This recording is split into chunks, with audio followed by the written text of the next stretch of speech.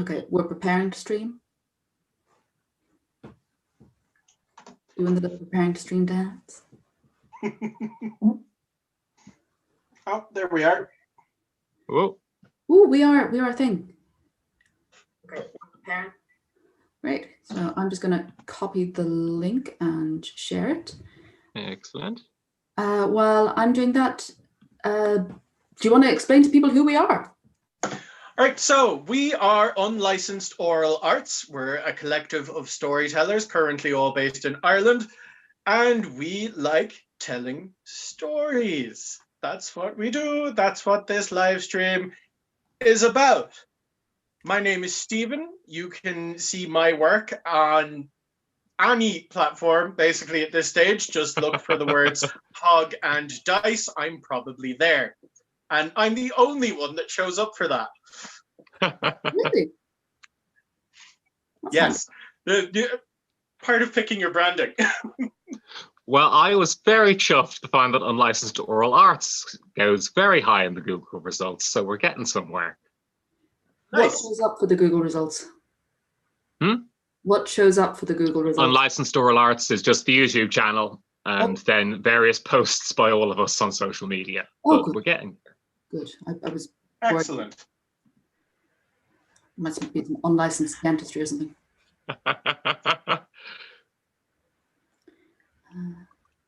Anisha, who are you?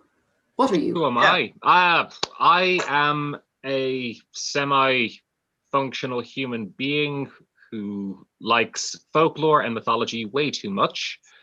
Originally trained as an actor, so I tend to make things overdramatic and hammy. And I love deviant, perverse, and obscene material because that's what I find interesting.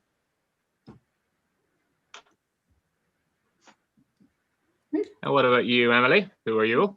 Who am I? Well, I'm currently just trying to post a link to Twitter. Okay, that should be yeah, I'm a Luddite. I'm not good at this whole techie thing. I'm Emily. I did performance studies, which means I'm trained to be an audience member. And I absolutely love fairy tales. I am potentially dangerously obsessed with fairy tales. I think in fairy tales.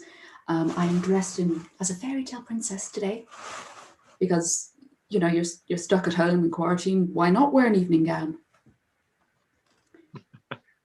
Your only looks appear to be Emily. You seem to vary between fairy tale princess, witch of the woods, and gothic serial killer. Overlap there. There is definitely an overlap. And then there's also fluffy blanket as a cape. Well, that's just standard in this matter. Right. So what are we telling today? Indeed. Do you have anything you want to kick off with? Anything you think would be a good opener? Anything you need a trigger warning for?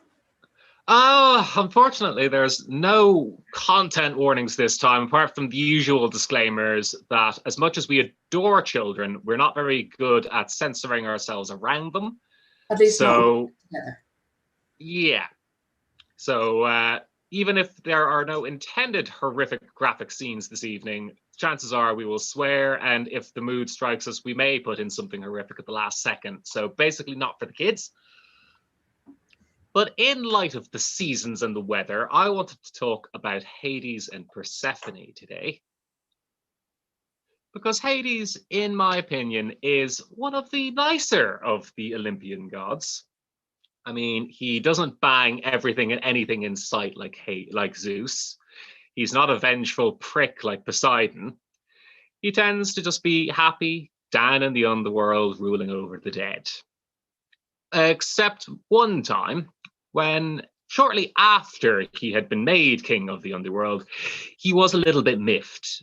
Because all three of them, Zeus, Poseidon, and Hades, were brothers. And when they had sprung out of the womb, all but Zeus had been eaten by their father, Kronos, and including their three sisters, the important ones of which are Hera and Demeter.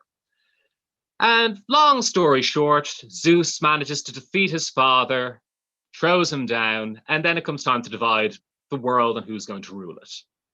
And through some clever trickery, Zeus manages to secure for himself the rule of the skies and the heavens.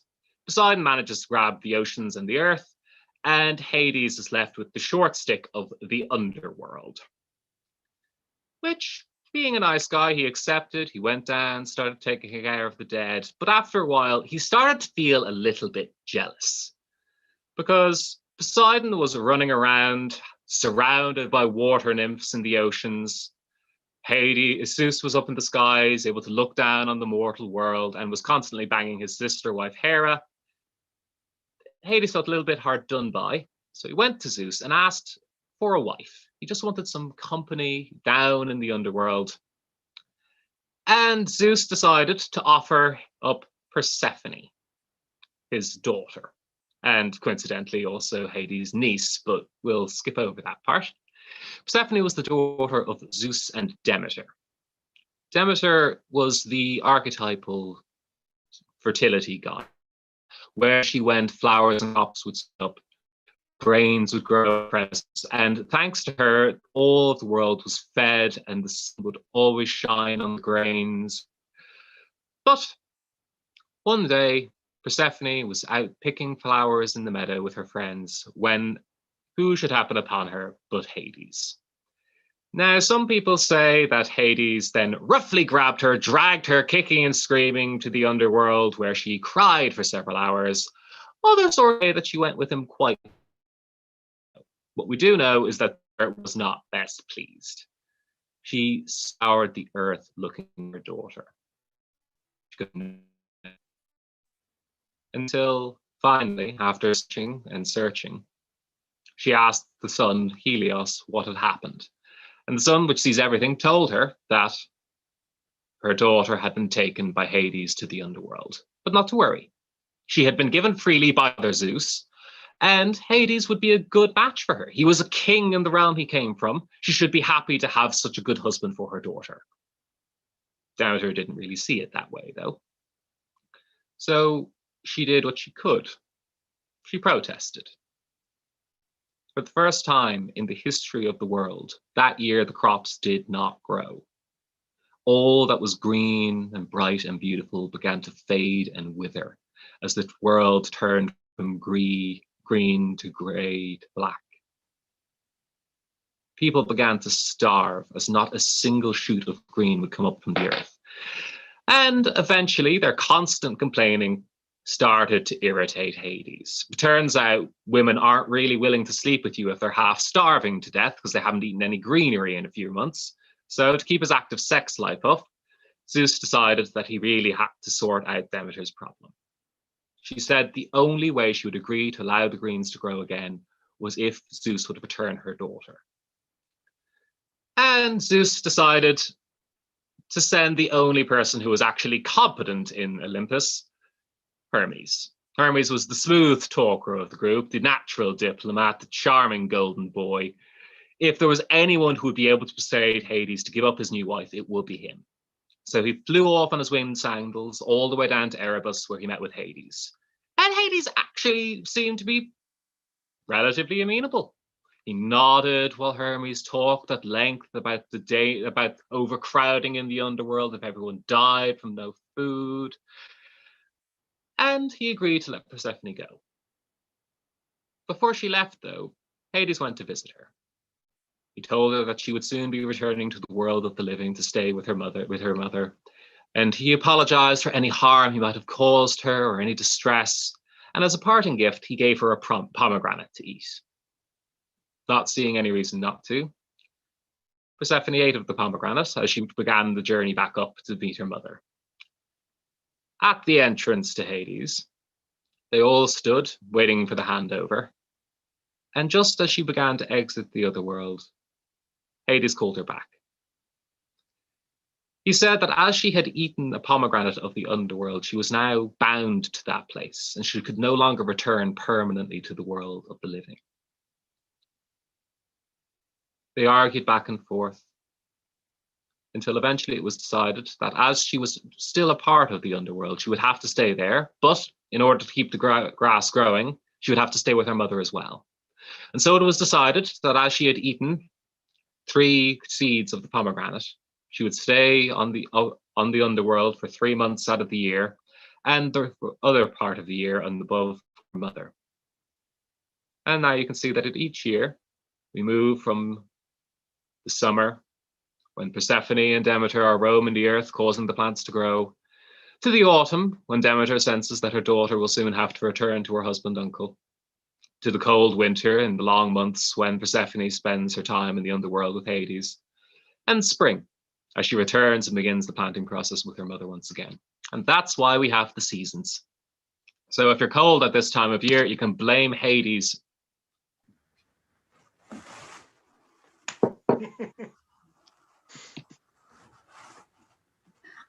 I like that story, but also Hades is her double uncle. Yes, double uncle. Because Yeah.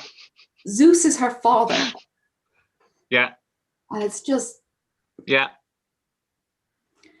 And I've seen in like some things that, you know, use the Greek mythology, sort of spinning it so that Hades is less of an abductor, that actually they really wanted to get together in a consensual thing, but Demeter was a desperately overprotective mother, so they concocted this whole thing. But what I've also seen is that ancient Greek weddings, an element of the ancient Greek wedding was a ritual kidnapping of the bride. That's quite common throughout early Europe. Like there's certain instances of that over here. There's definite instances of it in Wales and I think in Galicia. Any instances of brides kidnapping husbands? Oh, actually, I doubt it. That is ringing a bell, though. Yeah, but I think apart from Queen Maeve, because I'm sure she did everything. No, unfortunately, Europe is way too gripped by the patriarchy to let something like that happen. But there is something in my head from when I was doing my narratology work that about. I think there was definitely a group somewhere. I'm sure my sister would know better than I. That both bride and groom were kidnapped the night before by the opposite genders, and then were mock rescued by their own gender, and then brought to the ceremony when to solve the conflict now caused between the genders they had to marry.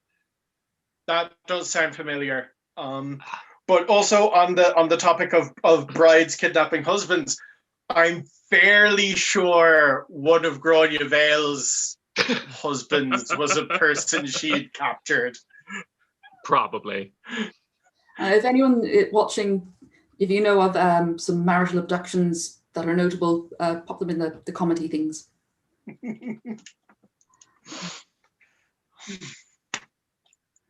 Actually, I recently bought a pomegranate to get the seeds, and I just find it a very visceral fruit. It is. When you're taking the things, it sort of reminded me of like a lung. I don't know. Yeah. It reminded me of a lung. I've seen inside a lung, and yeah, definitely.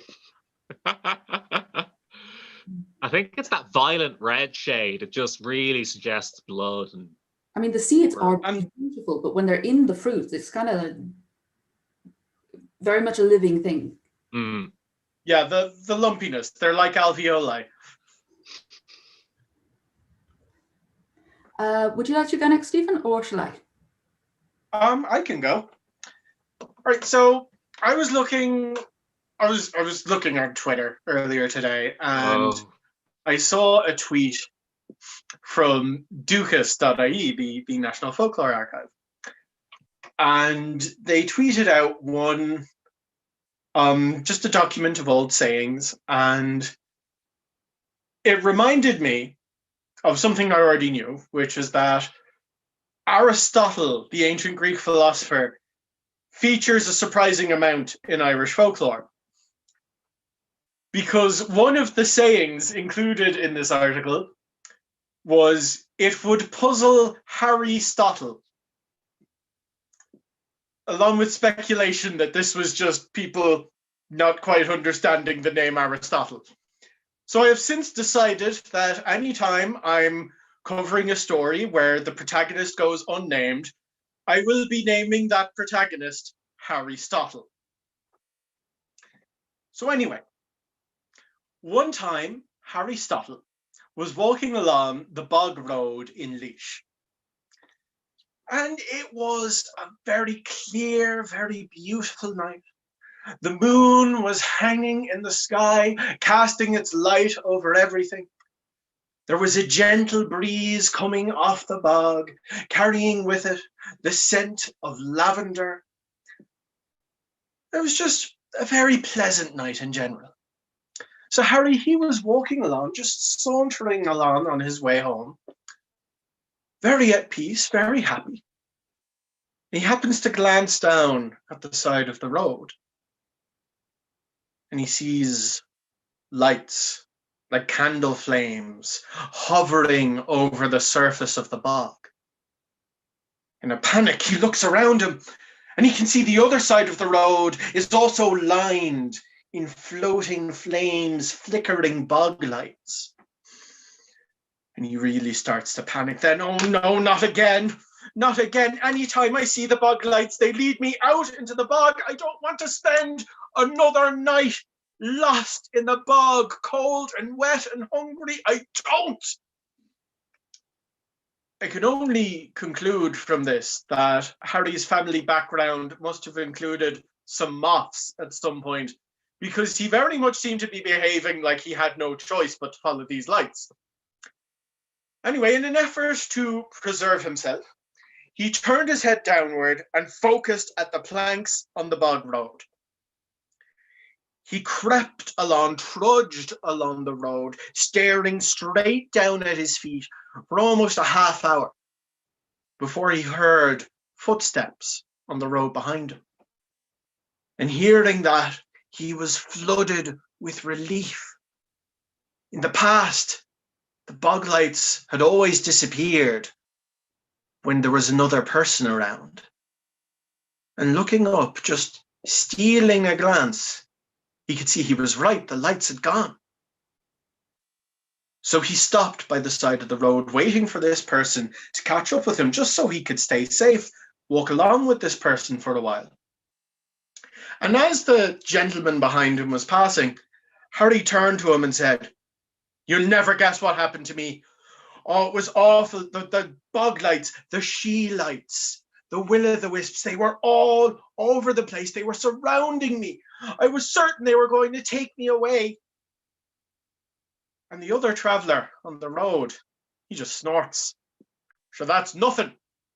About an hour ago near Connolly's, I saw a man walking along and he had no head on his shoulders." Which to me is just the most Irish possible response. This man's not sharing his supernatural experience with Harry to commiserate with him, but to one-up his story. And before you have too much sympathy for Harry, I guarantee you his response would have been to talk about the time he saw the banshee or the time he was taken away by the fairies. Because in Ireland, supernatural experiences, there's no fear of the fairies, no fear of death that is stronger than the need to have the best story. All right, yeah. I can pass it on to you now, Emily. I love grief one-upmanship in Ireland. Oh. All right, so I'm going to tell a fairy tale, and it is a fairy tale about hair. And I will tell you why I chose to tell a story about hair after I've told it. This story, it isn't a folk tale, it's a literary tale, and it was written by E. Nesbit. Some of you may know her as the author of The Five Children and It, The Treasure Seekers. She also wrote a load of short stories, stories for children, stories for adults. She was incredibly prolific, but one of her stories was The Tale of Princess Melisande. Now, the day that Princess Melisande was born, there was great rejoicing in all the kingdom, for she was the firstborn child of the king and queen. And the king and queen were quite good at their jobs, and so were beloved by their subjects. In the royal apartments, the king was holding his newborn baby, thinking, how could anything be so small and so absolutely perfect? Meanwhile, the queen was getting on with the practical things of drawing up the guest list for the christening party. making sure that all of the relatives, all of the ambassadors were delighted. And she happened to ask her husband, should they serve fish or chicken? And he said, no. Oh, no. Oh, no, we can't have a christening party. Do you not remember what happened to your cousin at the christening party? The Queen thought, oh, yes, there had been that rather unfortunate incident. The prince was still living in a pond. And she said, actually, my family too, we've had a rather unfortunate incident with christening parties. In fact, every christening I've ever been to of a royal couple, there's always been someone left out. No matter how careful they are, there's always some fairy or jinn or supernatural entity who's left off the guest list and gets offended. The king nodded. Indeed. Indeed, my dear. In fact, it would be in the best interest of our daughter if there was no christening party at all. That way, our precious little baby girl shall not be cursed. And so it happened. The little girl was christened very, very quietly, named Melisande, and just as the king and queen were coming out holding their newly named little child, they saw the queue. Every single fairy from every kingdom that could be reached by wing had arrived. And they were all looking pretty pissed off. For when a fairy is not invited to a christening, especially the christening of a monarch, well, they tend to get a little bit annoyed. And when fairies are annoyed, they like to spread the pain. So all the fairies were standing there in a line, all just waiting to put their curse upon the little baby girl. The queen tried to hide the baby under her shawl, but it was too late. They'd been spotted. The first fairy stepped up. She raised her wand, for these were the type of fairies who carry wands, and announced, I curse the princess to be bald. The queen gasped, holding her child. She lifted up the christening cap and saw the golden curls fall away. She barely had time to grieve, though, because the next fairy was getting up, cracking her knuckles and preparing for her curse. I curse the princess to be... But the king stepped forward. Ladies, gentlemen, we shall have none of this. You all know the precedent. There may be one curse per christening. This has been done time and time again, and you know the danger of deviating from precedent. If you want to risk it, why, go ahead, lay your curses upon my daughter. But if you do, know you shall be deviating from narrative norms, and I cannot be responsible for what shall happen to you after that. And the fairies thought for a moment. For being creatures of the supernatural, they were very aware of the power of narrative and the importance of precedent.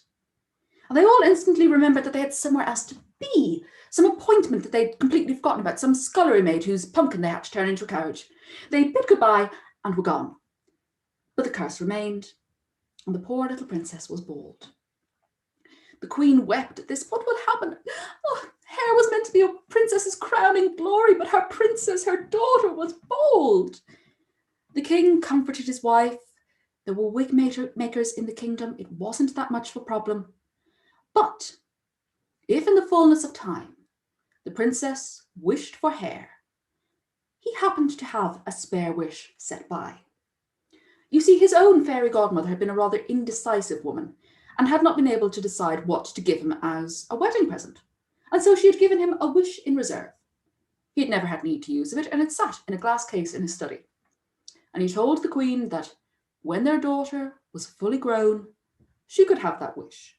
And if she wished for hair, she could wish for hair. But there might be something she wanted more than hair. But of course the queen could think of nothing that she would want more than hair. What girl wouldn't want hair?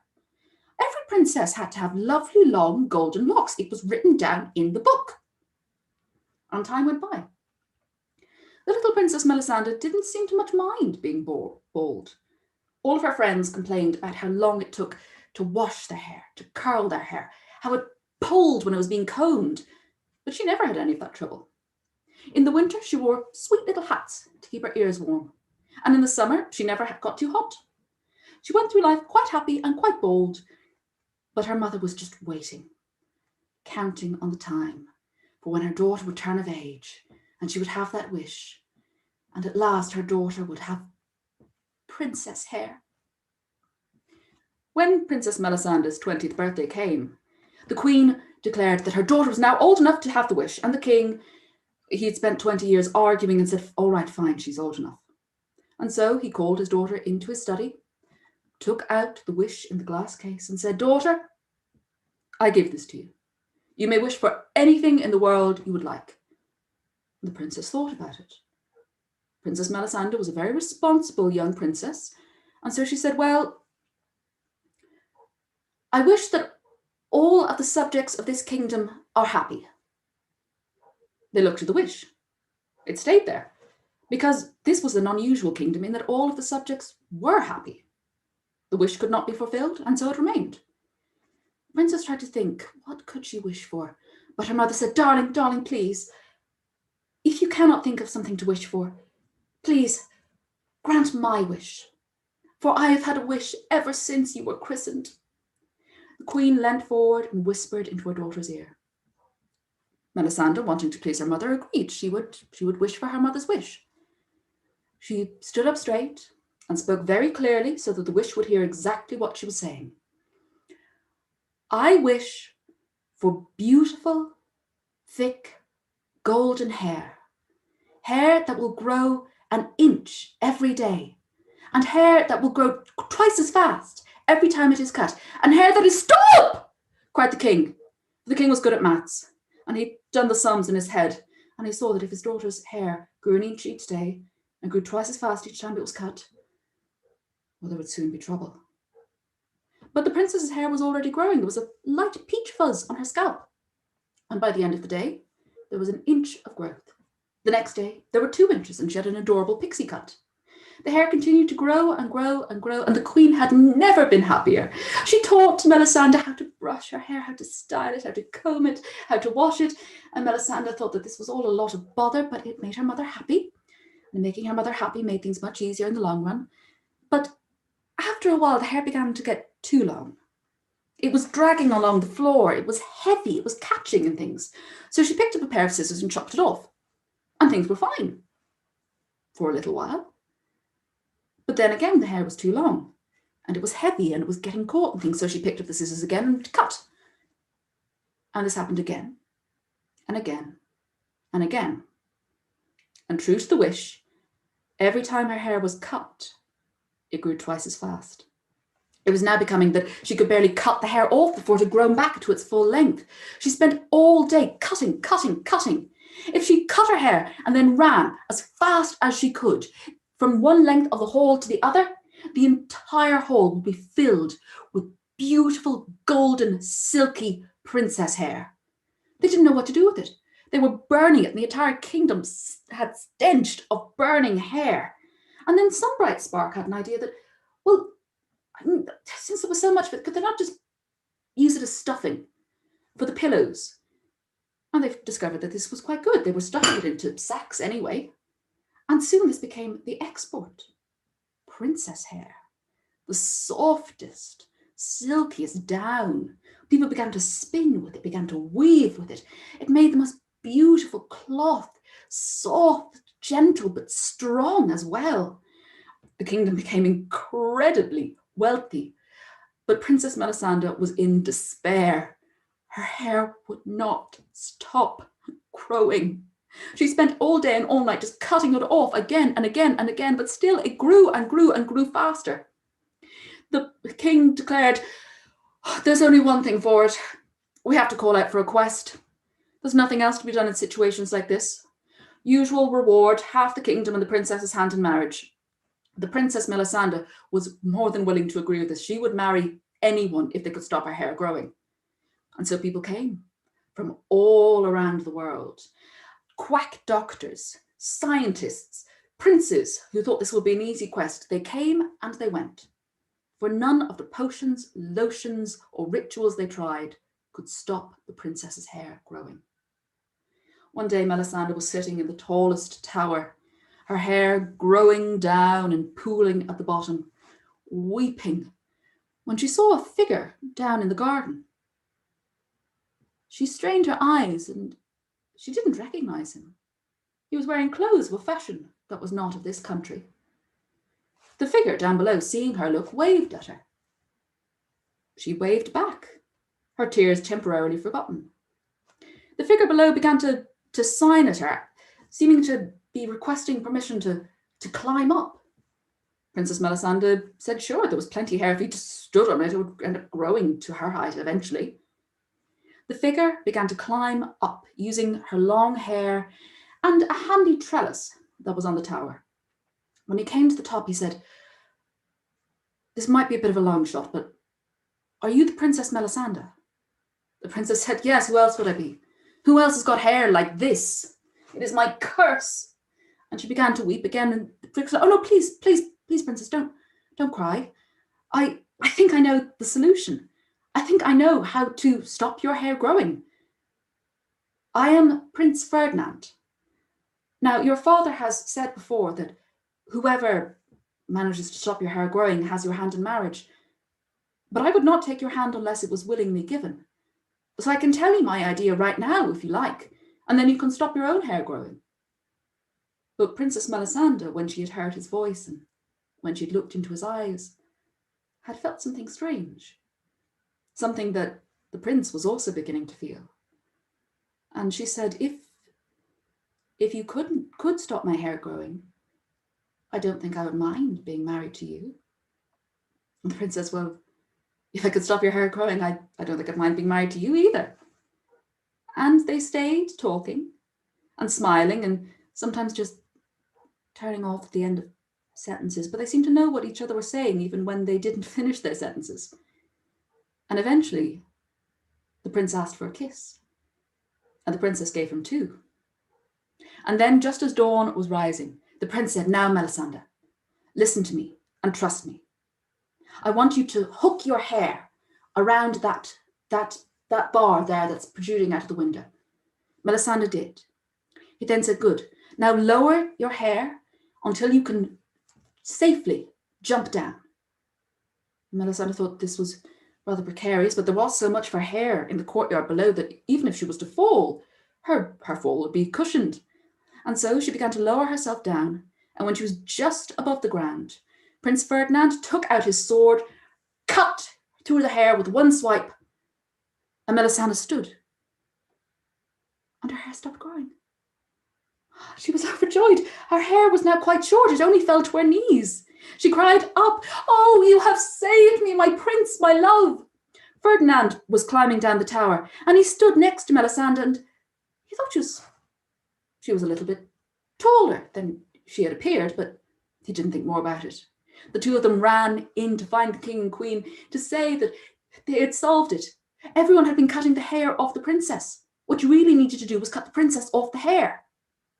But as they ran to the halls, Melisande thought everything looked a little bit smaller than it had last time.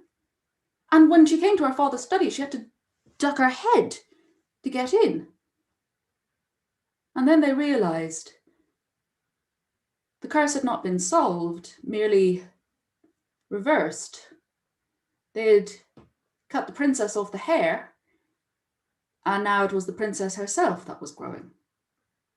And growing, and growing, and growing. By some miracle, her clothes appeared to be growing with her, or else she would have been incredibly uncomfortable and embarrassed. Princess Melisande barely had time to squeeze out through the door. She was growing and growing and growing. She stood in the courtyard, staring down. She could just make out the figure of her mother and her father and of her prince. And there was no way she could get married now. She'd squish him. She grew taller and taller and taller. She had to stand in the sea. She was too tall to stand in her own kingdom. And that's how she saw on the horizon the ships. For her parents' kingdom had grown rich, and their good fortune had provoked jealousy. There was an armada coming to invade, to take the princess hostage as the source of their wealth. But the princess, who was now so tall that her head was nearly bumping on stars, was able to just flick the armada ships away. And then very gently, she picked up her kingdom. For everyone knows that in fairy tales, kingdoms are rather like mushrooms and can be carefully plucked.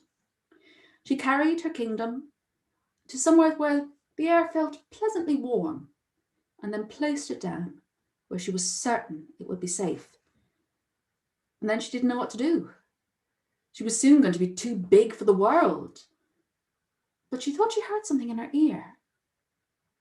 It sounded like a whisper. She went to scratch at it, and the voice said, "No, no, don't!" She thought she might be going mad. She was hearing voices in her ear. But the voice said, "Melisandre, do not worry. When you carried the kingdom, I climbed up your sleeve. It is I, your prince. And if you love me, trust me. Take the scissors from your belt and cut your hair."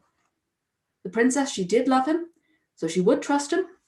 She took the scissors from her belt, cut her hair, and as she cut her hair and saw the locks fall down, the stars seemed to be getting further away, and the ground seemed to be coming closer.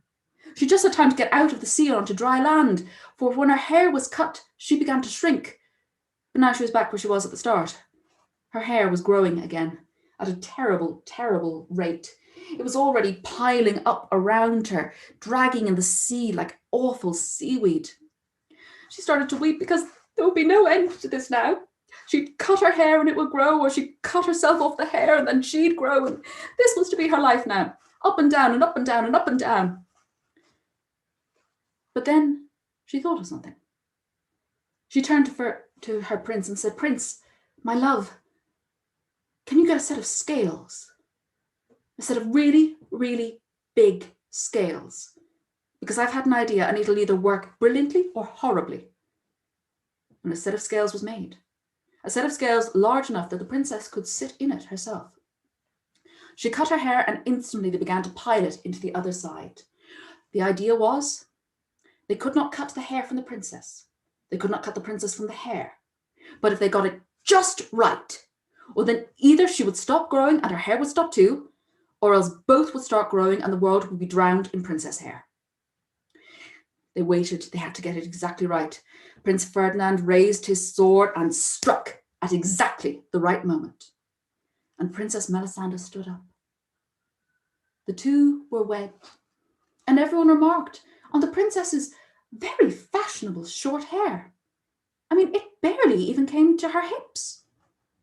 And they lived happily ever after, and were very careful never to wish for anything again.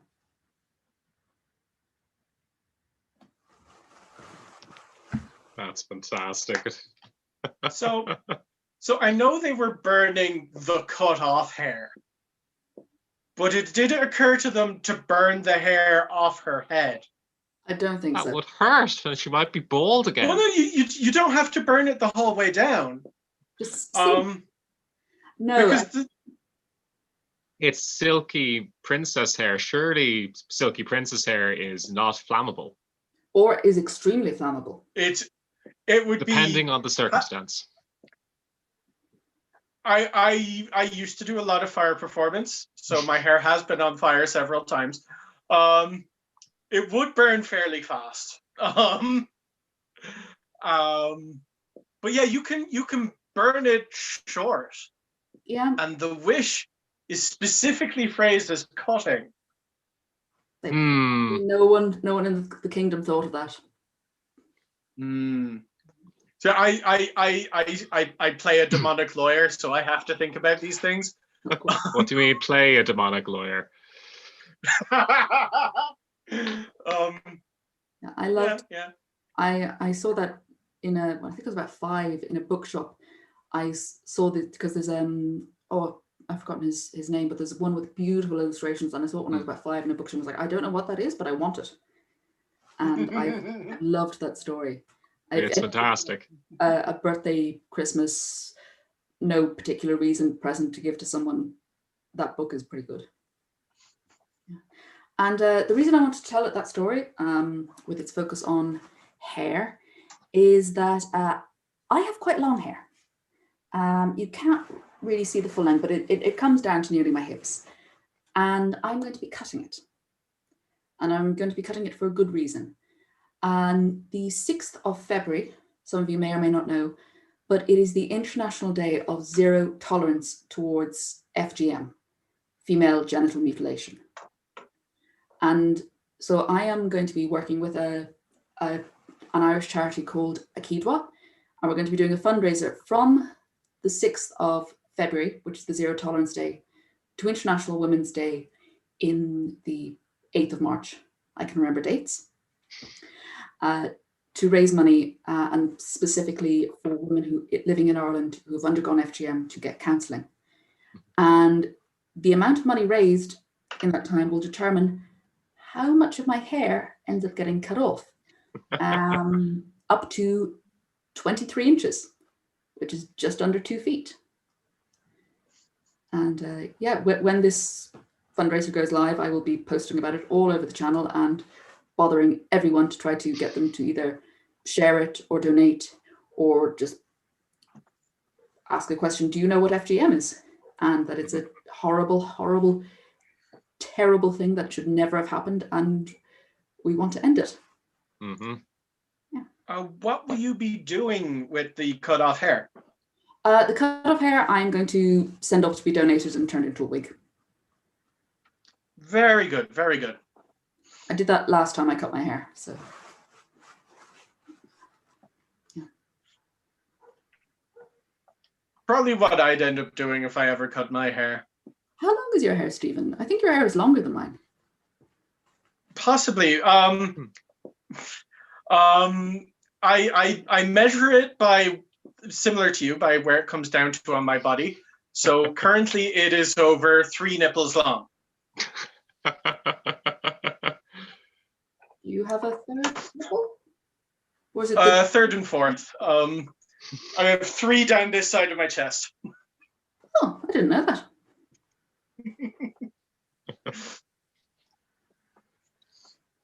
Learn more. I think, yeah, I think my hair is probably the longest it's been in years now, thanks to not going to a hairdresser in over a year.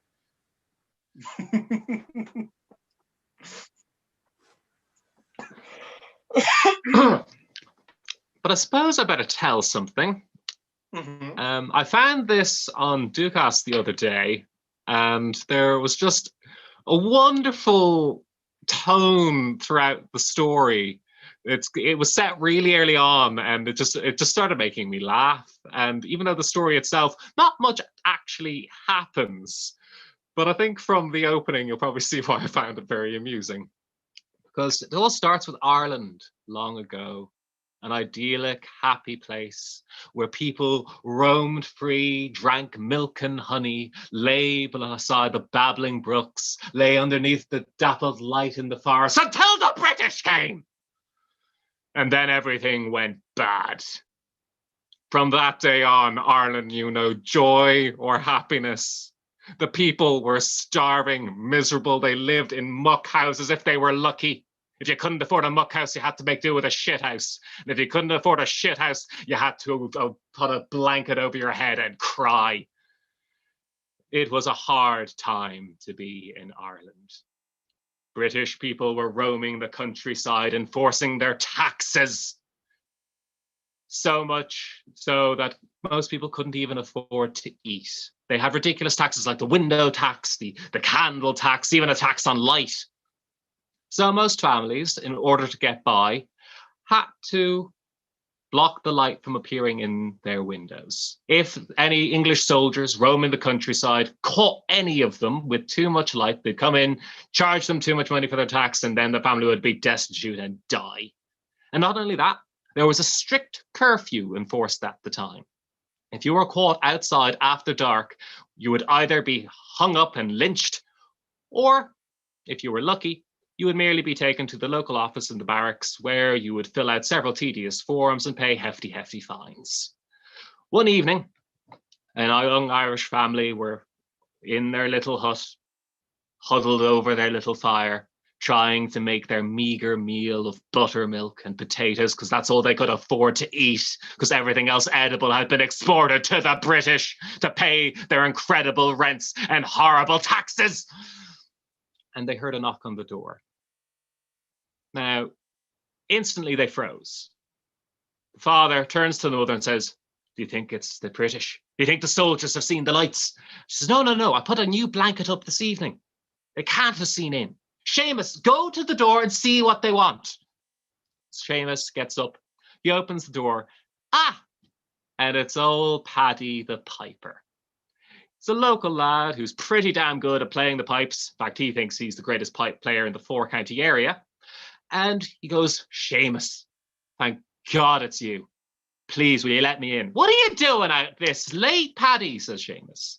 Do you not know there's a curfew on? If you're caught, the British will hang you. I know, says Paddy. That's why I want you to let me in. I was too late at the pub, playing my songs, and now I'm too far from home. Please, Seamus, just let me in. No, says Seamus. If we're found to be harbouring a criminal, it'll be worse for us. They argued back and forth till eventually Seamus told Paddy he could sleep in the cowshed. Better than nothing. Paddy went off to the cowshed, lay down beside the only cow, Bessie, and drifted off. Thing is, he had a very weird sleep cycle. He woke up quite confused in the middle of the night, and that was a full moon. It was streaming light now, so for a brief moment, Paddy actually thought that dawn had come. He wanted to get off early because there was a local fair going on. Fairs were a great place to do some busking and some money, and since the fair would be starting pretty much at the crack of dawn, Paddy knew he had to set off to get there in time, or so he thought. So he packed up his things, put his pipes in his bag, and made his way through the hedge, because that's how pipers exit a field, apparently, and came face to face with 2 gorgeous boots. And then he looked up. Gorgeous boots were attached to rather attractive trousers, which was attached to a very fancy leather belt, waistcoat, shirt, and lovely, lovely rope hung around a now black and blue neck. Top of the morning to you, he says. I'm not joking, it said that in Dukas, the first time I've ever seen that actually mentioned in Irish folklore, but anyway. And he instantly knew what would happen. This poor bastard had been caught and hung, but not by the British, because it is well known that it was done by Irish rebels. Paddy knew this instantly because, as every good Catholic knows, the British will strip the corpse bare when they are caught, because they are so miserly they will not allow a good Catholic soul to go to heaven with anything more than a loincloth, whereas good, honest Irish rebels will just kill you and leave you in your trousers. And speaking of the boots and trousers, Paddy, once he'd gotten over the shock of seeing a hanging man, started to really admire those boots. They were very fancy, with inlaid patterns. So he decided, since the dead man wasn't using them anymore, he may as well help himself. So he started trying to tug them off, but something about the angle of the heel, it couldn't come free. He tried it for about 15 minutes and starting to realize that if he wanted to get to the fair in time, he'd really have to hoof it now. He decided he'd take out his knife and take the legs with him. Then he could remove the boots at his leisure. So he started hacking away at the legs of the hanged man, blood spurting everywhere. He sawed through the bone, which took a good while, until finally he managed to rip both legs off. And then Paddy looked up, and he saw the moon shining bright. He realized he was all kerfuffled from waking up in the middle of a sleep cycle. So he put the 2 legs under his arms and went back to the cowshed. He stuffed them into some hay, boots face up, and then drifted back to sleep. Now, Seamus woke very early in the morning, just before dawn, and he felt awful. He really felt he should have invited Paddy in. Paddy was a friend, after all, not one he saw often, but he cared about him. And now he was racking himself with guilt. What if the British had caught him in the middle of the night and taken him away or hung him up? So he got himself a glass of buttermilk and some mashed potato, because that's an Irish breakfast, took it out to Paddy. He went into the barn and couldn't see Paddy for a while. There was no one there. And then he saw, Paddy's legs sticking out of the hay. So Seamus went up and tried to pull him out to wake him up. And he gave a mighty pull and found himself leaping backwards as the 2 disembodied legs came off in his hands. He stared at them and screamed. His mind raced, thinking what could have happened to poor Paddy. And then he heard it. Moo.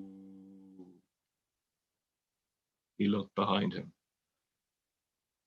There she was. Bessie. Slowly chewing. Seamus knew what had happened. In the middle of the night, while poor innocent Piper Paddy lay sleeping in the hay, Bessie the cow had been filled with a murderous hunger. She leapt on poor Paddy the Piper as he slept and started devouring his flesh, leaving only his legs, because her flat teeth could not pierce through the leather boots. He ran back inside to his mother and father and told them both what had happened. Naturally, they both panicked. They now had a cannibal cow living in their shed. There's nothing for it, Seamus. You're going to have to sell that cow at the fair today. Jesus, not on my life, father, says Seamus. You can't expect me to drive that cow to the fair, leaving me alone with a murderous herbivore for 4 hours. You'll never see me alive again. It's a chance we're willing to take, Seamus, he says. Off you go. So very reluctantly, Seamus starts leading the murderous cow to the fair, keeping one eye on her. You could see just by the way she moved, she felt no regret. Until along the road, they spied another man walking the same way. They went up and started chatting about the weather, because what else is there to talk about? And then the man says, "Here, are you taking that cow to the fair?" I am, said Seamus. And what price are you expecting for her? Oh, I don't rightly know. It's a bit odd there, says the man. Not knowing what price you expect when you're trying to sell a cow. How much are you going to be asking? And Seamus thought. He really wanted to get rid of the cow as quickly as possible. Maybe, just maybe, this man would now take the cow off his hands and he wouldn't even have to go the full way to the fair. But then he also thought, could he really do it? Could he part with the cannibal cow? Could he inflict the vengeful beast upon this poor innocent man? So he said £4. The man narrowed his eyes. £4 for a good milking heifer. That seems far too good to be true.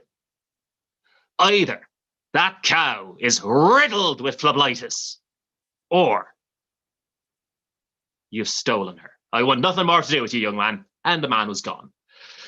Well, there's nothing for it now, so Seamus continued on to the fair. When they arrived, they saw hordes of people milling around. The women were crying, Toblerones, 5 for €1, the ancient battle cry. And he decided to head to the middle where all the cows were gathered. Now, as he was leading Bessie along, he heard the sound of pipe music coming from a tent. Bessie took off, charging full speed at the tent where the sound of the beautiful horns was coming from. And Seamus tried to grab her, but it was too late. She'd broken free, so he started screaming, Get out! Get out! She's eaten 1 piper already! You have to save yourself! The music stopped. Bessie was grabbed, and the truth was gotten to. The crowd asked Seamus what he meant, and Seamus told them the story. How in the middle of the night he had braved to go into the shed after his poor friend Paddy the Piper had been sent to stay there. And what had Seamus discovered? But this murderous heifer chowing down on his comrade.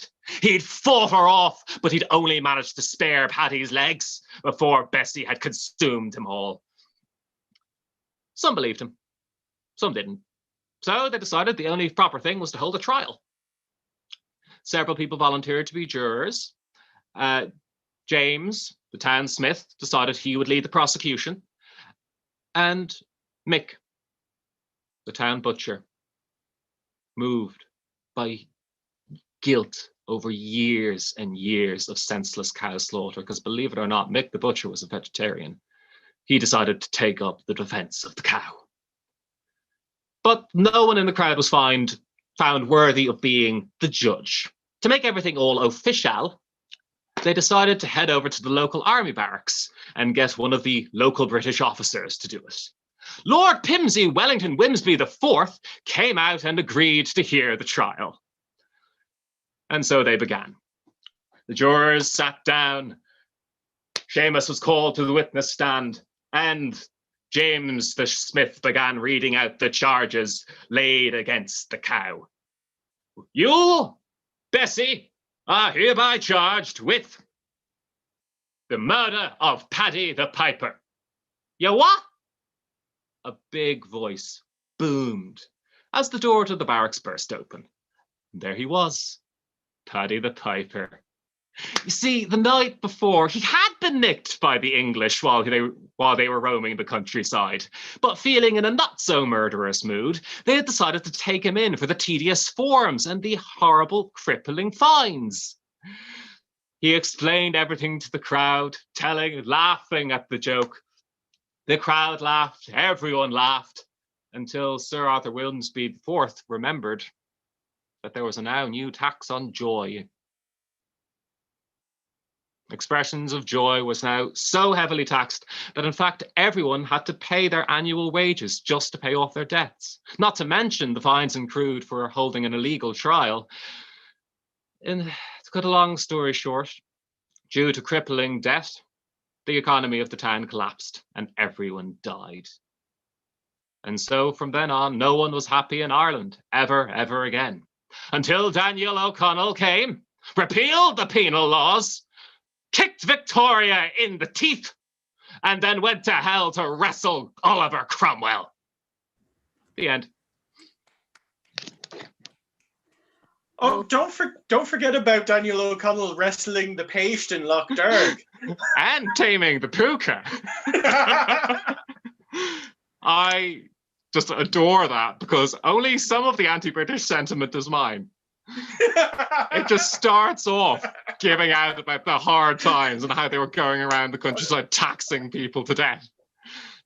I have a book of medieval bardic poetry. And one of the poems literally begins with, "I am angry with you, King of England." I think I might have read that one. It's very funny. And the bit at the end of that, Daniel O'Connell, they actually do, and they mention Daniel at the very end. Not related to anything that happened in the story, but as always, they have to bring in good old Dan. Of course. The great liberator. Of course. I wish people would reference O'Connell more when they're talking about like great Irish patriots rather than the likes of Pádraig Pearse. You mean the possible pedophile with a bomb fetish? And who was, if not a proto-fascist, at least looked like a proto-fascist. Unlike W.B. Yeats, who was just like actually a fascist. Yeah, just. No, he wasn't even proto. He was a member of the fascist party. I just don't know how he keeps getting away with this shit. He joined the Blue Shirts party and wrote songs for them. Really? Yeah. He thought democracy was a blight, that it took away the natural power of the aristocracy, which is where all authority should be. Yep. And he was a big fan of Franco, Mussolini, and Hitler. Oh. And I was reading this fun tidbit the other day about Cosgrave, that when he was charged with basically homosexuality, all the defenses for him were basically, oh no, it's a British lie. He definitely isn't a dandy, including Yeats. And Yeats is just very, in my opinion, very homophobically just talking about how it's such a British lie. And of course he's a good patriot, because what sort of Irish patriot would go around having sex with other men? Mm-hmm. Mm-hmm. You got to love the Gaelic revival. Yeah. When are we doing our assassination of W.B. Yeats, please? We're a little bit late for an assassination. Character assassination. I don't know. We should, because we have a lot of beef about Yeats. Mhm. I have merch about that. I will say though, wrote some nice poems. Some of the poems, Oh, Yeah, wrote some nice poems. which I think is why Many of his poems were part of his fascist propaganda. Like he did a lot of romantic nationalism. And the thing about romantic nationalism is that it's one of the like calling cards of fascism. it's Yeah. kind of how it they happens. tend to lead that way. Like there's being proud of your country and loving your country and that kind of thing. And then there's romanticizing your country and acting like there's nothing bad about it at all ever and never did anything wrong. And that's an important line to not cross. Yeah. Anyway. Before we just launch into Right. the full Yes. vitriol. All right. I have another story if we have time, or should we wrap it up? I think we've got time. Okay. All right. So long ago on the Stottle farm, the farmer, he had 3 sons. He and his 3 sons, they were sitting in the wagon. They were about to head off, taking out some of their crops to sell at market. But there was a problem. You see, there was a banshee just standing in the gate in front of them, screaming her head off. And they couldn't go anywhere while she was there. So the farmer, he sends his oldest son to go deal with the banshee. And the son, he says, no, not touching it, not going anywhere near it, no, fuck off. So the farmer, he says, look, you're no son of mine, get lost. He sends his second eldest son to deal with it, and he gives a similar response. So the farmer says, no son of mine, get away. So he sends his third son, Harry Stottle, to deal with the banshee. And he just goes up, marches straight up to the banshee, takes her by the shoulder, and leads her away, motioning for his father to bring the wagon through. And he does so. And he starts talking to his son, Harry, and he's like, what was that like? You didn't seem scared at all. It's like, no, I wasn't scared. I definitely should have been scared doing that. You know what? I'm going to go out now. I'm going to go leave. And I will never find a home or a wife or anything until I find something that scares me. And so Harry Stottle, he sets off down the road on a long, epic quest for something that'll frighten him. After a while of walking, he comes upon a field. It's a field full of cattle. There's something very, very strange about them. The cattle were running as if in horror, as if in fright, except for one cow that stood all by itself over another. And the cow it was standing over was somewhat unusual in that cows don't normally lay on their side. They're also not usually missing half of one side. And as Harry watched the blood dripping from the standing cow's mouth as it idly chewed and eyed Harry up for seconds, and Harry, he just shrugged and kept walking. And later, he came upon a house, a very, very nice, fine old house. And he thought, you know what, this might be a good place for me to stay for the night. So he goes inside and he talks to the owner of the house, who's a gentleman in about his 30s or 40s. He explains why he's out, what he's doing, how he's not going to find a home for himself or a wife or a family until he finds something that scares him. And the owner of the house, he says, I might be able to help you there, Harry. You see, no one is able to spend a night sitting in our sitting room. Everyone who has tried it has died of fright. So maybe if you stay there, try staying there tonight. Maybe that'll work for you. So Harry, he thinks, yeah, may as well give it a go. So he stays in this man's sitting room for the night. And around about midnight, just as the clock is tolling, two men walk into the room carrying a coffin. They lay the coffin on the ground and leave. And Harry, he just sits there looking at the coffin for a while, just with idle curiosity, until he hears a knock coming from inside.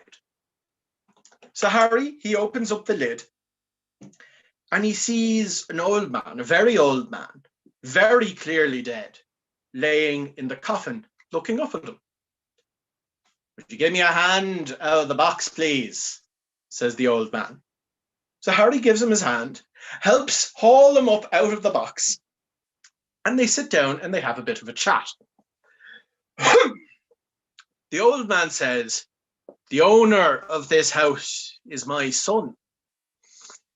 Now, I've been wanting someone to have a word with him for me for years and years, ever since I died.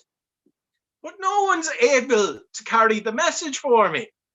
Every time I try to talk to someone, they take a look at me and they drop dead. It's not fair.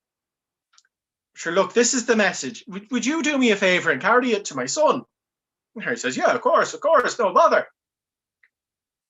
So look, this is the thing. This is the thing. Years ago, when I was still alive, mind, well, I got into a little bit of trouble with one of the housemaids. And instead of taking care of her and the child, I just sent her off into the wilderness. She's living 2 towns down now and she's got no money at all. Would you please tell my son to look after her for me and look after the child for me?" And Harry, he says, of course I'll tell him. I'll tell your son all about it. Look, you'll be able to rest now. It's taken care of. I'll make sure he looks after it. If he doesn't look after it, I'll look after it. You'll be fine. And the old man, he smiles, he sighs in relief, and he says, "Listen, I have a daughter as well as a son. She's the most beautiful creature in the world. You tell my son that I said she's to marry you. All right?" Harry kind of nods vaguely at this, feeling a little bit uncertain about it. And the old man promptly crumbles into dust.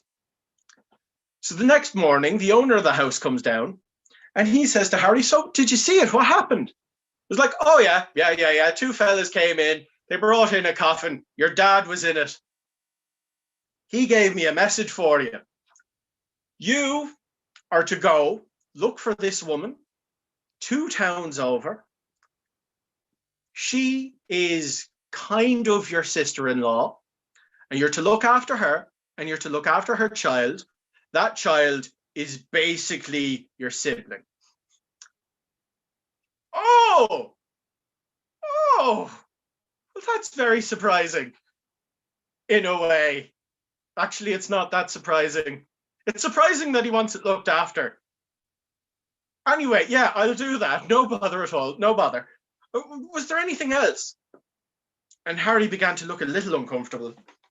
"Well, he also said that your sister is to marry me. But look, that feels a little weird to me.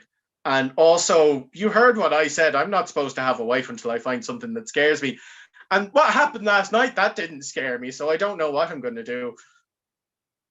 "Well, look," says the owner of the house, "you just come back to me in a year and a day. And if you're not found something that scares you then, you don't have to get married."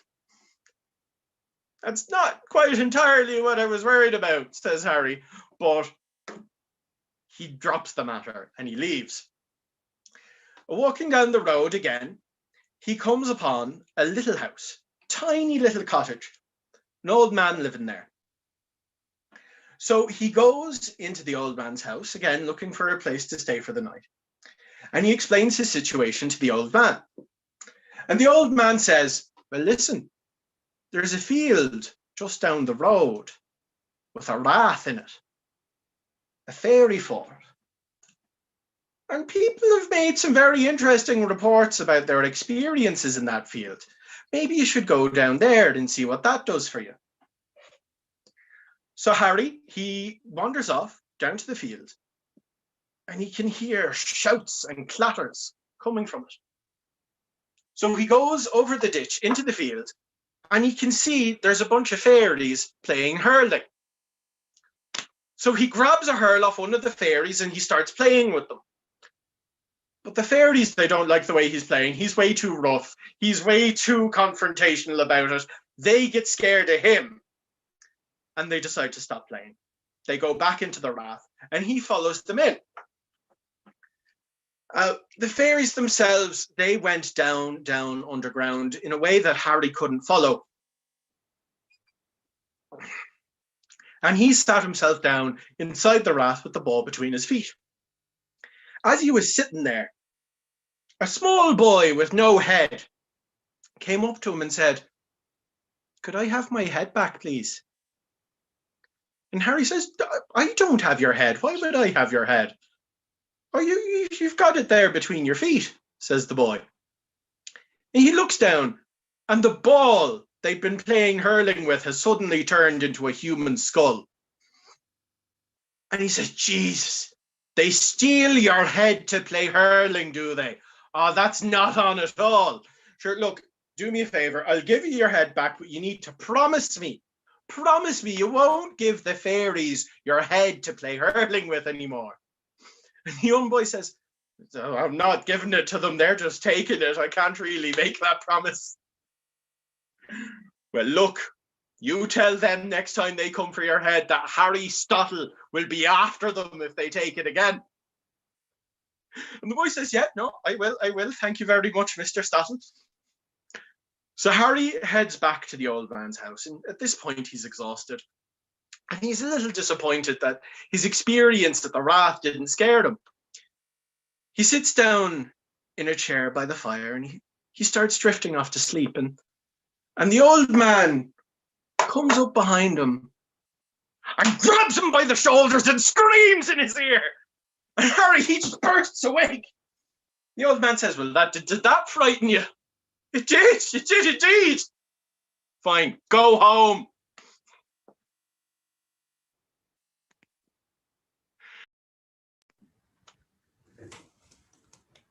Fantastic. I love that story. I didn't know that version of it. I know the German Youth Who Went Forth version. Okay. That's fun. Yeah, I found that one on Dukas the other day. Mm-hmm. So do you think he ends up marrying the daughter or not? Oh, yeah, in the actual version I read, he does. He does. He goes back to that house, and in fairness, it says she's very taken with him. Okay, good. They're always very taken with them. They always say that. Yeah. It's a happy coincidence. Not familial obligation at all. Oh, no. Oh, God, no. Never.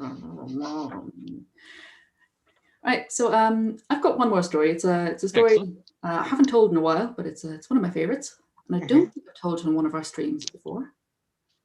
So let me get the storytelling out. Once there was a cottage, and living in this cottage there was a woman and her 3 children. It was late at night. The children were fast asleep, and the woman was getting ready to go to bed herself, when she suddenly heard something. Someone was knocking on her door. It was late. She wasn't expecting anyone, so she called out, "Who is knocking on my door?" And a voice called back, "I am the witch of one horn." Now this was strange. So the woman, she went to the door, she opened it, and there was a woman standing there with a horn growing straight out of her forehead. This horned woman pushed away into the house, sat down, took out a sack, and began to take out wool. She combed the wool. She carded it. She was making it ready for spinning. Then there came a second knock on the door. And the woman of the house, she called out again, "Who is knocking on my door?" And this time a voice replied, "I am the witch of 2 horns." When she opened the door, there was a woman standing there, this time with 2 horns. She pushed her way in, sat down next to the first woman, and she took out a spinning wheel. The wool that the first witch combed, the second witch spun. Then there came a third knock on the door. Again, the woman of the house, she called out, "Who is knocking on my door?" And a voice replied, "I am the witch of 3 horns." And when she opened the door, there was a woman standing there, this time with 3 horns. This woman pushed her way in, sat down next to the first 2, and she took out a loom. The wool the first witch combed, the second witch spun, and the third witch, well, she began to weave it into cloth. Now the woman of the house, well, she noticed something. She noticed that her children, they were still asleep. All of this commotion, all of this going on, and they hadn't stirred, they hadn't made a sound. She went to go and check on them, but she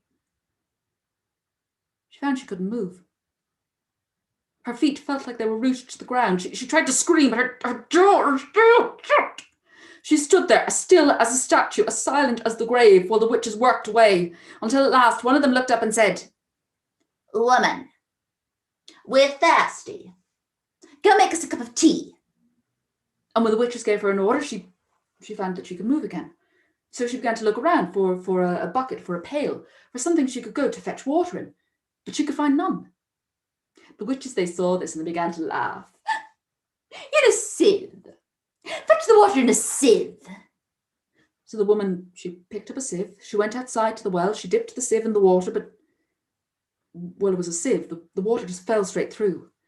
She collapsed by the well and she began to weep because her children were still inside. She didn't know what the witches were planning, but it certainly couldn't be anything good. But just as she cried, one of her tears fell down into the water of the well, and a voice called out, "Patch the sieve with clay and with moss." Now the woman knew that wells, well, they sometimes have a little bit of magic to them. So she gathered clay from the ground, moss from the side of the well. She used it to patch her sieve, and sure enough, it now held water. But the well, it called to her again. "I'm not done helping you yet. Go to your house, go to the north corner, call out 3 times that the mountain of the Fenian women is on fire."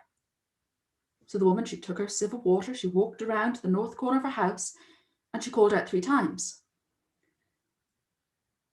"The mountain of the Fenian women is on fire."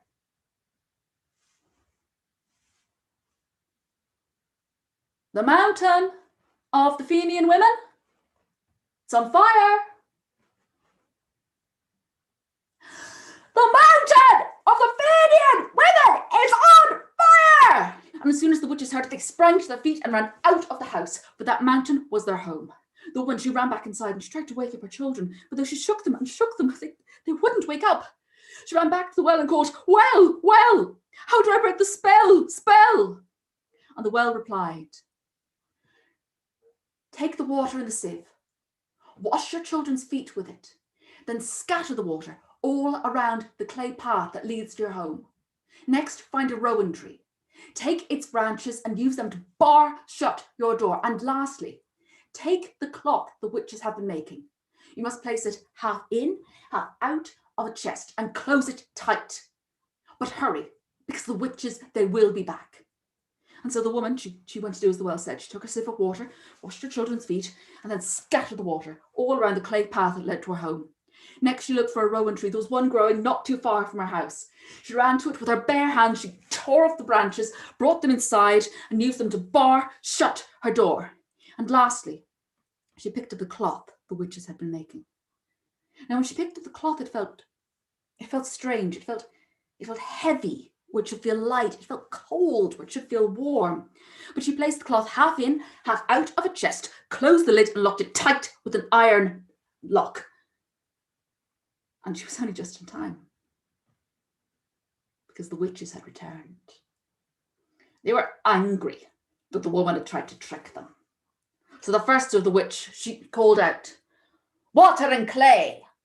Water and clay, open my way! Water and clay!" But the path called back to her, "I can't. I've been scattered." The second witch, she called out, "Wood of tree! Wood of tree, open for me, you wood of tree!" But the door called out, "I can't. I've been barred." The last of the witches, she called, "Woven and spun. Woven and spun, make the locks undone. You've woven and spun." But the cloth called back, "I'm stuck. I can't move." And just as the cloth called out, the sun, it began to rise. And when the light of the sun fell on the skin of the witches, they melted into nothing but morning mist. And the children woke up. They called for their mother. They'd had strange dreams. The woman, she gathered her children close. She comforted them. But she didn't tell them about what had happened. Not until her eldest daughter was old enough to understand such things. Only then did she tell her about the night of the horned women. And when that daughter was grown, and she had children of her own, she told her daughter. That daughter, she told her daughter. That daughter told hers. And the story got passed on, mother to daughter, for over 500 years. And now, I'm passing it on to you. Because that's what you have to do with stories. And I've lost a butterfly. Oh no! Yeah, I have to fix my butterfly. Stolen by a witch. Keep an eye on the buttermilk. You don't want to be swallowing a thorn. I know. I was just about to say the butterfly's been found by Majir.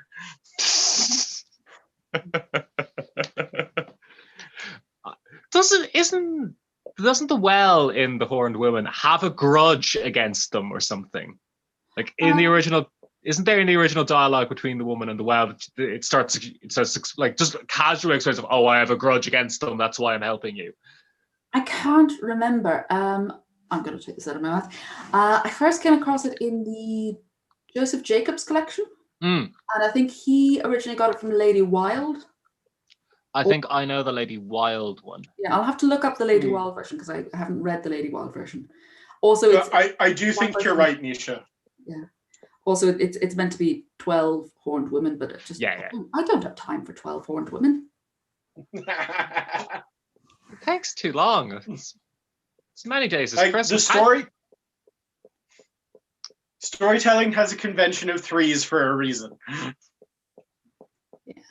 3 works as a unit. Yeah. It's also funny. Oh. My butterfly is escaping. Okay.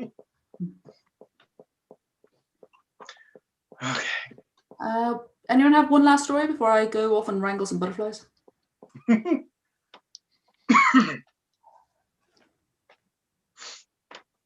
I think maybe we should call it here for today, because I think we're getting up in the hour and a half now, and we might actually finish in the time frame we're actually meant to for once. Oh, wow, that's amazing.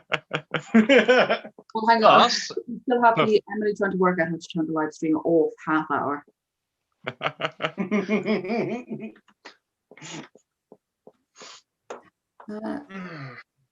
So shall we do the farewells and the goodbyes and the... Long farewell, auf Wiedersehen, adieu. So we've been Unlicensed Oral Arts. Best way to find us is on the YouTube channel or by following Emily at Tales from the Shadows. That's me. Stephen at Hog and Dice, or just screaming into the wind. I will hear you.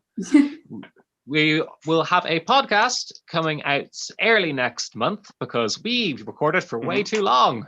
And I have had hell of a time going through all of that footage. It's great. But that will be up hopefully first week or so of February. And then we're going to try and make that a monthly thing. if you do have any questions about us for anyone listening, then please do drop comments here, comments on the YouTube channel, carrier pigeons, any way you want to get questions to us. Please, we'd love to have something to talk about in the opening segment of the podcast. Otherwise, me and Steve Just will start hopefully talking not about breaks through colonialism. windows. Inevitably. That's a lie. We're always going to talk about that one way or the other. I'm looking for some books by James Connolly so I can do it from a fully socialist perspective.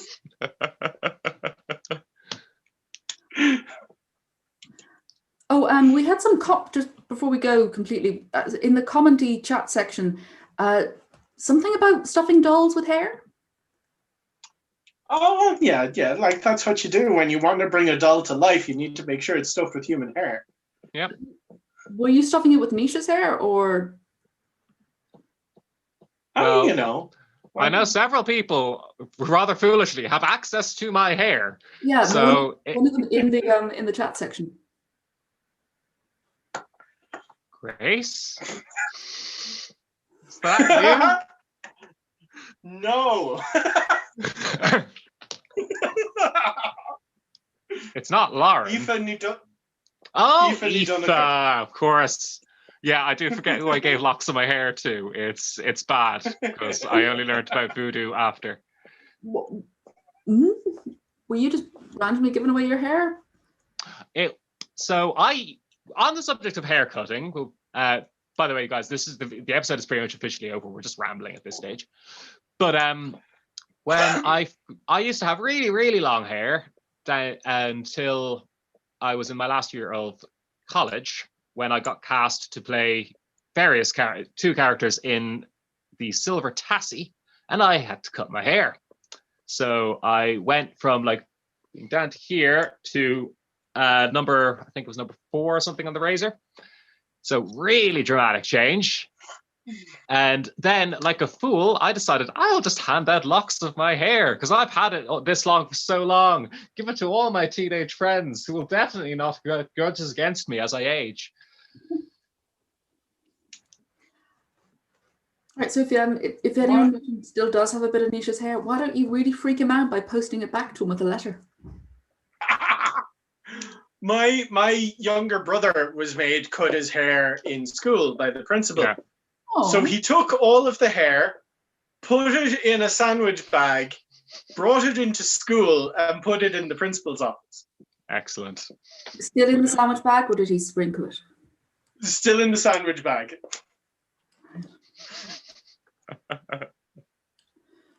Right. And on that note, we end. Goodbye. Goodbye.